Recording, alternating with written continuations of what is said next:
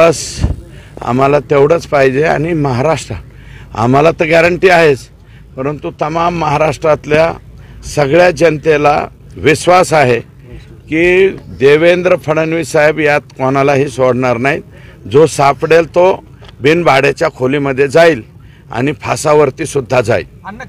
दुसरा असं आहे की तो राहुल सोलापूरकर नावाचा नालायक नट काहीतरी बोललेला आहे, त्याला जिथं पटांगणात दिसतील तिथं लोकांनी बदडून काढावं अशा प्रकारची माझी विनंती आहे। तो जर महाराजांच्या बद्दल इतक्या खालच्या पातळीचा बोलत असला, तो काय नाव त्याचं, राहुल सोलापूरकर कवठ्या महाकाळ, त्याला लाज वाटायला पाहिजे।